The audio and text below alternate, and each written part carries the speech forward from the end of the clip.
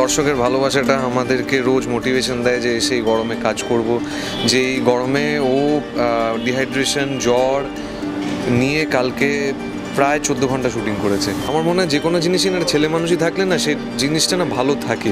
তুক্কা তুক্কা আমি লটারি কাটবো ভাবছি। তুমি কনফিউজ করছো, কিন্তু আমি বলছি আপনারা তো বাইরের দিকে থাকে। হ্যাঁ কিন্তু ওকে। নমস্কার, আমি শ্রী টলিস্কোপ, আপনাদের সবাইকে স্বাগত। আর পাশে পেয়ে গেছি দুজনকে। প্রথমত গরমে কেমন আছো? এই গরমে এই আছি, গরমে যেরকম তুমি আছো সেরকমই আমি আছি, বাট এই চলে যাচ্ছে, গরম ঠান্ডা সব মিশিয়েই তো জীবন। একদম। তুমি কেমন আছো? দর্শকের ভালোবাসাটা আমাদেরকে রোজ মোটিভেশন দেয় যে সেই গরমে কাজ করব, গলে গেলেও কষ্ট হলো। বাই দ্য ওয়ে বলে রাখি, কালকে ও মানে ওর ডেডিকেশনটা এতটাই আমার থেকেও বেশি আমি মনে করি, এবং I am very inspired by that যে এই গরমে ও ডিহাইড্রেশন জ্বর নিয়ে কালকে প্রায় 14 ঘন্টা শুটিং করেছে। So kudos to her effort and her dedication. এইটা তো আমরা সবাই কম বেশি করেই থাকি, ও অনেকবার করেছে, তো এমন কিছু ব্যাপার না। এটা আমাদের, আমরা ডেইলি সোপ করি, এটা আমাদের লেগেই থাকে। এটার জন্য তো আমরা পুরো শুটিং হ্যাম্পারও করতে পারি না, খুব যদি আমরা শয্যাশায়ী অবস্থায় না থাকি তাহলে। ও এরকম শরীর খারাপ নিয়ে বহুবার শুটিং করেছে, সেটা কাউকে বুঝতেও দেয়নি। কালকে এটা আমার একটু বাড়াবাড়ি হয়েছিল বলে সবাই জানতে পেরেছে, নাহলে এমনি সময় আমাদের এরকম শরীর খারাপ লেগেই থাকে। তো বেশ কিছুদিন কাজ হয়ে গেল, তো কাজ করার অভিজ্ঞতা কেমন হচ্ছে? কাজ করার অভিজ্ঞতা খুব ভালো আমার। মানে আমি সবসময় বলেছি বসন্ত বিলাস মেসবাড়ি অ্যাজ প্রজেক্ট আমার favourite project, but as character Krishna আমার ফেভারিট ক্যারেক্টার। তো রামকৃষ্ণা সিরিয়ালটা নিয়ে প্রজেক্টটা নিয়ে আমি শুরু থেকেই খুব হোপফুল ছিলাম যে আমার গল্পটা খুব ভালো লেগেছিলো, আমার চরিত্রটা খুব ভালো লেগেছিলো। এরকম চরিত্র আমি কোনোদিনও কাউকে খুব একটা করতে দেখিনি, মানে নেগেটিভ চরিত্র পজিটিভ চরিত্র মাঝখানে যেটা গ্রে শেডও বলবো না, এই যেটা রিয়েল ক্যারেক্টার এটা পোর্ট্রে করা ইন ডেইলি সোপ, সেটা একটা ডিফিকাল্ট বিষয়। সেটাই করার চেষ্টা করছি, আর সবার সাথে সবার মতন করে কাজটা করা, এটা একটা টাস্ক। একদম। আর তোমার কাজ করার অভিজ্ঞতা কেমন? আমার ভালোই লাগছে। আমি প্রথম কথা, এই ক্যারেক্টারটা আগের ক্যারেক্টারের থেকে ভীষণভাবে আলাদা, আর I think it is more challenging because there is a dual side to this character. সেটা হচ্ছে যে প্রথম কথা ভীষণভাবে কন্টেম্পোরারি, আর তার সঙ্গে ট্রেডিশনালও। এই দুটোকে ব্যালেন্স করে চলাটা আমার মনে হয় যে খুবই ইন্টারেস্টিং চ্যালেঞ্জ একটা। তো সেই চ্যালেঞ্জটাকে আমি খুব মানে কী বলবো হাসি মুখে গ্রহণ করেছি। আর এই যে দর্শকরা তো অনেক চমক দেখতেই পাচ্ছে, এবং এখন কি চলছে সেটা যদি একটু বলো, এবং আগামী পর্বে কি আসছে? ওই তো ও আমাদের বাড়িতে এসে পুরো জিনিসটাকে মাতিয়ে রেখেছে। ও যেটা করে থাকে, যেখানে যায় সবাইকে মাতিয়ে রাখে। বাস্তবেও কি তাই? সব জায়গায় যেখানে না আমি এমনি একটু চুপচাপ, কিন্তু মাতানোর চেষ্টা করি আর কি। মানে আমার এমনি মানে সোলটা সবাই বলে এনার্জেটিক, আর সোলটা খুব পজিটিভ, তো পজিটিভিটি ছড়াতে পারি। বাট হ্যাঁ, আমার মধ্যে ওই নন্দিনীর মধ্যে ব্যাপারটা আছে। কৃষ্ণা তো ট্রাবল মেকার, মানে কৃষ্ণা মাতিয়ে রাখা মানে কি, কৃষ্ণা সবাইকে পারিশান করে রাখে আর কি। নন্দিনী সেটা করে না। অফ ক্যামেরা বন্ডিং কেমন হলো? মানে কে কাকে বেশি লেগ পুলিং করা হয়? একে অপরকে লেগ পুলিং করি, আবার হেল্পও করি, ভালোবাসি, আবার রাগও হয়। যেরকম নর্মাল সিচুয়েশনাল বন্ধুত্ব যেরকম হয়, আমাদেরও সেরকমই বন্ধুত্ব। মাঝে মানে হয় না ভাবাড়ি আরই হয় না, আমরা তখন বড় হয়ে গেছি, কিন্তু ওই আর কি কথা বলছি টায়ার্ড হলে ভাব, সবসময় ভাব, এখনো এই সমস্ত চলে। হ্যাঁ মানে আমার মনে হয় যে কোনো জিনিসই না ছেলে মানুষই থাকলে না সেই জিনিসটা না ভালো থাকে, সেটাকে জীবিত রাখে। যদি ওই মানে কেঠো একটা মানে বড়দের ব্যাপার এসে যায় না, তখন সেটা মরে যায় আস্তে আস্তে।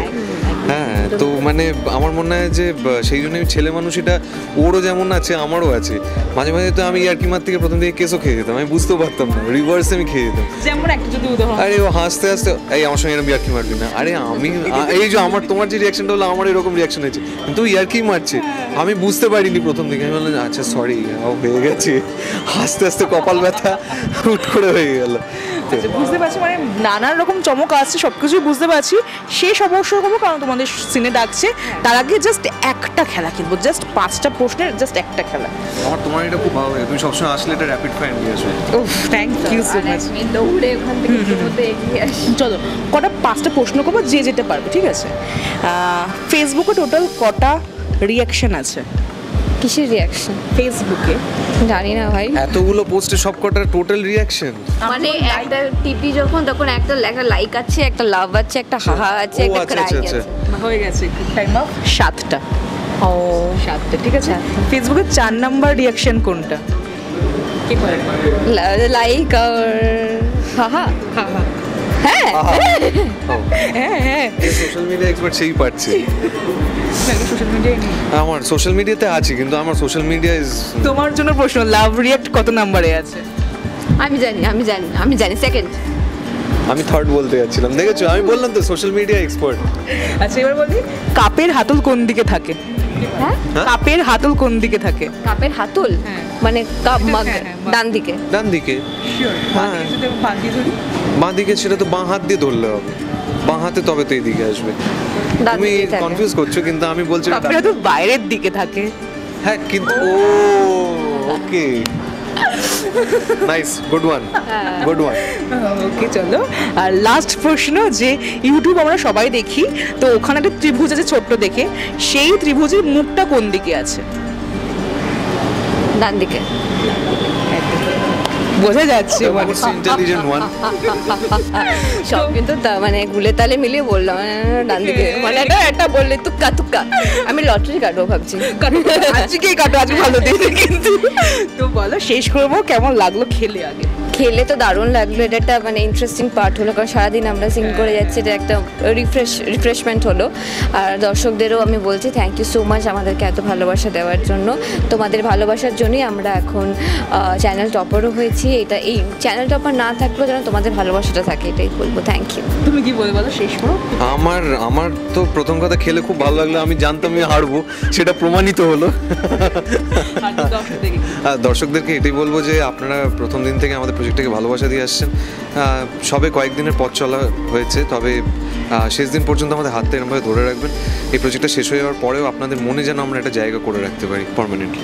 Thank you so much. এরকম নানান এক্সক্লুসিভ বার্তা দেখতে অবশ্যই চোখ রাখবে টলিস্কোপ। কেমন লাগলো এই পর্বটি অবশ্যই জানাতে ভুলবেন না। কোথায় থেকে দেখছেন সেটাও আমাদের জানাবেন, তাহলে আমরা বুঝতে পারবো কত দূর আমরা পৌঁছতে পারলাম। দর্শকদের কাছে আমাদের বিনীত অনুরোধ, আমাদের চ্যানেলটি সাবস্ক্রাইব করুন এবং পাশে থাকা বেল আইকনটি প্রেস করে অল নোটিফিকেশন অন করে রাখুন। আমাদের ফেসবুক এবং ইনস্টাগ্রামে ফলো করে রাখুন, যাতে আপনাদের কাছে সবার আগে আমরা পৌঁছে যেতে পারি খুব দ্রুত। পর্বটি আপনাদের ভালো লেগে থাকলে লাইক, কমেন্ট এবং শেয়ার করতে ভুলবেন না, তবেই আমাদের প্রচেষ্টা সার্থক হবে।